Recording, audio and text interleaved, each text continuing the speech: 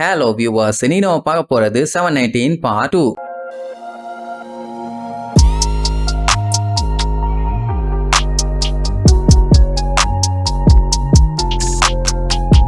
Open பண்ணா போன பாட்டுல அந்த பிக்கா எல்லாத்தையும் வந்த வேகத்துல போட்டு தள்ளுறத விட்டுட்டு வெட்டித்தனமா டயலாக பேசி குத்திடுவேன் அப்படின்னு பில்டப் பண்ணி குத்த போற நேரத்துல நம்மால வந்து வெட்டி போட்டான். அதுவும் இப்படி ஒரு வெட்ட யாருமே எதிர்பார்க்கல. 2 துண்டா வெட்டிட்டான். என்ன ஆச்சுன்னு பிக்காவே அப்படியே பேன்னு பாத்துக்கிட்டு இருக்கும்போது வயிற்றுக்கு அடியில இருந்து சல்லுன்னு பறந்து போவான். அதுக்கப்புறம் தான் ஜோரோக்கே புரியுது அந்த லூசு பையன் அப்பர் பாடியை வச்சு எஸ்கேப் ஆயிட்டான்னு. ஒப்பம் அவனை உன்னை விட மாட்டேன்டான்னு அப்படியே ஸ்ட்ரெயிட்டா வயிற்றுல இருந்து தலை வரைக்கும் நடுவுல ஒரு வெட்ட போடுவான். இப்ப அப்படியே 3 துண்டா பிரியுவான். எல்லாருமே வாய பழந்துருவாங்க. ஏன் கிங்கு டேங்க்னு அத்தனை பேரும் ஆடி போயிட்டாங்க. ஏன்னா ஜோரோ இப்படி ஒரு போடுவான்னு எல்லாத்துக்கும் இப்பதான் தெரியுது. உசோ போறதான் காமெடி. என்னைய காப்பாத்த வந்த தெய்வமே எப்பா ஜோரோ வந்துட்டியான்னு சொல்லி கதறிட்டு இருப்பான். பிக்கா அடிச்சிருந்தான்னா பிச்சுக்கிட்டு போயிருப்பானே. வந்து காப்பாத்திட்டால அதான் ஹாப்பி. சரி இப்பவாச்சும் அந்த பிக்கா காலி ஆயிட்டானான்னு பார்த்தா ஒரு சைடு இன்ஆக்டிவா இருக்குது, இன்னொரு சைடு ஆக்டிவா இருக்கான். அப்பதான் ஜோரோக்கே புரிய வருது அவனோட பாடியை துண்டா வெட்ட அவன் ஒவ்வொரு பாட்டுக்கா அப்படியே ஜம்ப் பண்ணிக்கிட்டே போறான். நீ எத்தனை பாட்டுக்கு தான் ஜம்ப் பண்றான்னு நானும் பாத்துறேன்டாம் அவனேன்னு இன்னொரு வெட்டு அவன் கையில போடுவான். இப்ப பிரச்சனை என்னன்னா அவனை வெட்டி அட்டாக் பண்ணது எல்லாமே ஓகே தான். பட் அவனை அந்த சைஸ்ல வெட்டி விட்டு மேல இருந்து அவனோட பாடி பார்ட்ஸ் எல்லாம் கீழே விழுந்துச்சுன்னா கீழே இருக்காங்களே அப்ராணியான அப்பாவி மக்கள் அவங்க எல்லாருமே இந்த தேங்காய் வச்சு அரைப்பாங்களே சட்னி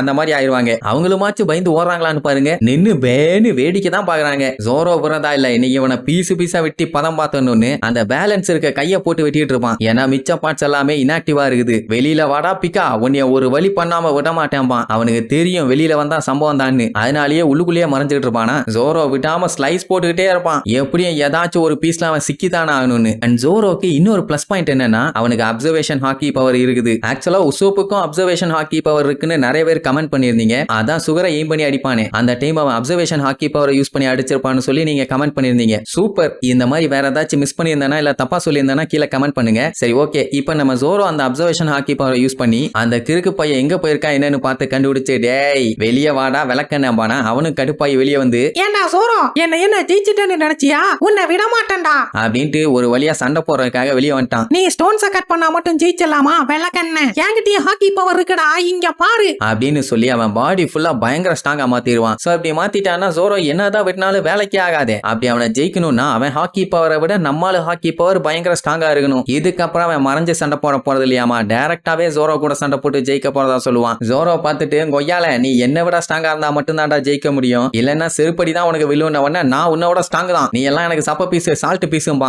அந்த டைம் நம்ம ஜோரோக்கு இதுக்கு முன்னாடி ஹாக்கி கூட சண்டை போட்டால அந்த விஷயம் ஞாபகத்துக்கு வரும். அதான் பரட்டி ரெஸ்டாரண்ட்ல ஃபர்ஸ்ட் டைம் அவங்க சண்டை போட்டாங்களே அதான். அந்த டைம் அவங்க கூட சண்டை போட்டு அவனோட பவர் எந்த லெவல்ல இருக்குது நம்ம தான் உலகத்திலேயே பெஸ்ட் ஸ்வாட்ஸ்மேனான்னு தெரிஞ்சுக்கணுங்கிறக்காக வேற லெவல்ல சண்டை போட்டிருப்பான். ஆனா அவன் வெறும் சின்ன கத்தியை வச்சே நம்மளுக்கு தண்ணி காட்டியிருப்பான். அதுக்கப்புறம் தான் அவனை மதிச்சு பெரிய கத்தியை வச்சு சண்டை போட்டு நம்ம ஜோரோவை மட்டை பண்ணியிருப்பான். அப்ப மிகாக் என்ன சொல்லியிருந்தான், உனக்காண்டி இந்த உலகத்திலேயே ஸ்ட்ராங்கஸ்ட் ஸ்வாட்ஸ்மேன் சீட்டை நான் ரிசர்வ் பண்ணி வச்சிருக்கேன். சட்டு புட்டு நீ என்னைய ஜெயிச்சுட்டு இந்த சீட்டை நீ எடுத்துக்கங்கிற மாதிரி சொல்லியிருப்பான். அதெல்லாம் யோசிச்சு பார்த்துட்டு டே பிக்கா உன்ன மாதிரி டம்மி பீஸு கூட எல்லாம் சண்டை போறதுக்கு எனக்கு நேரம் இல்ல. சட்டு புட்டுன்னு முடிச்சுட்டு அடுத்த வேலை இருக்குது வாடா ஒரு கை பார்த்துடலாமா. உடனே அவன் ஓங்கி அட்டாக் பண்ண வருவான். இங்க ஜோரோ அவனோட 3 கத்தியுமே அப்படியே மின்னல் வேகத்துல சுத்திட்டு வருவான். இதை வச்சு அவனால எதை வேணாலும் கட் பண்ண முடியும். அப்படி இருக்கும்போது உன்னை காலி பண்றதெல்லாம் பெரிய விஷயமாடாங்கிற மாதிரி அப்படின்ட்டு 2 பேருமே பாஞ்சு வருவாங்க. அந்த டைம் ஜோரோ வந்த வேகத்துல 3000 வேர்ல்ட்ஸ்னு சொல்லிட்டு ஒரு போர்டு அவ்வளவுதான். பிக்கா வாயில ரத்தம் பிளீச்சுன்னு வந்துடும். அதாவது பெரிய அளவுல சண்டையே இல்லாம சப்பையா முடிச்சிட்டான். அவன் அந்த செவுத்துக்குள்ள மட்டும் மறைஞ்சு எஸ்கேப் ஆகாம இருந்திருந்தானா எப்பவோ சங்கூதி இருப்பான். தேவையில்லாம நார்மல் மக்கள் எல்லாத்துக்கும் தொல்லை கொடுத்துட்டு இருக்காத சிறுப்ப கழட்டி அடிப்பேன்னு வேற சொல்லுவானா. இது எல்லாத்தையுமே லைவா பார்த்த பார்த்தலோமியோ ஜோரோ சென்பாய் நீங்க மாசு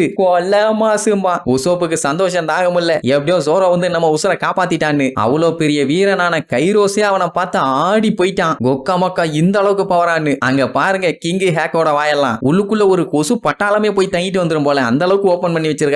மொத்தத்துல நம்ம தலைவன் எவ்வளவு மாசுன்னு சொல்லி எல்லாத்துக்குமே லைவாவே காமிச்சிட்டான். இங்க எலிசபெலோக்கு செம ஹாப்பி. ஏன்னா அவனோட ஃப்ரெண்டு கிங் ரிக்கு அவன் காப்பாத்தி இருக்கான்ல. சோ இப்ப பிக்காவை காலி பண்ணி பிரச்சனை எல்லாம் ஓவர் தான். ஆனா அந்த பெரிய சைஸ் உருவம் கீழே வந்து விழத்தான செய்யும். அதுல மாட்டினாலுமே சங்குதானே. ஐயோ விழுதே ஜோரோ காப்பாத்துறான்னு உசோப்பெல்லாம் கதறுவான். இதுக்கு அவன் குத்திக்கிட்டே போயிருக்கலாமே. எதுக்கு தேவையில்லாம இவன் வந்து யூ டர்ன் போட்டு அவனை வெட்டி மல்லாக்கா படுக்க போட்டு ஏன் இந்த பஞ்சாயத்து எப்படி இருந்தாலும் சாகத்தானே போறாங்க. ஆனா அங்கதான் ஒரு ட்விஸ்ட். ஜோரோ என்ன பண்ணுவான், எலிசபெல்லாவை கூப்பிட்டு வழக்கண்ணே இப்பதான்டா உன்னோட டேர்னு வேலையை காமியுமா. உடனே அவன் அவ்வளவு நேரமா சேர்த்து வச்சிருந்த பவர்ஸ் எல்லாம் யூஸ் பண்ணி கிங் பஞ்சுன்னு சொல்லி ஒரு குத்து அப்படியே அந்த பவர் ஏர்ல டிராவல் ஆகி போய் அவனோட மொத்த பாடியுமே அடிச்சு சில்லா செதற விட்டுரும். அப்படியே எல்லாத்து மேலயும் மண்ணு மலையா விழும். சோ ஒரு வழியா தப்பிச்சிட்டாங்க. யாராலையும் இப்படி ஒரு அதிசயத்தை நம்பவே முடியல. எல்லாமே கடைசி செகண்ட்ல தான் நடக்குது. சொல்ல போனா இப்ப தலைக்கு வந்தது தலைப்பாகையோட போச்சு. அப்போ உசோப்பு அப்பாடா நிம்மதி நம்ம தப்பிச்சிட்டோம்னு சொல்லிட்டு இருப்பான். தலையில ஒரு சின்ன கல் வந்து விழும். ஐயோ இனிய கொல்ல பாக்குறாங்க நான் செத்துட்டேன் அப்படின்னு பொத்துன்னு விழுந்துருவான். இவ்வளவு நேரமா பாராட்டிட்டு இருந்த அந்த கிங் இப்ப பச்சை பச்சையா திட்டுவாரு. பின்ன அவனை போட்டு தள்ள இந்த பவரை யூஸ் பண்ணுவான்னு பார்த்தா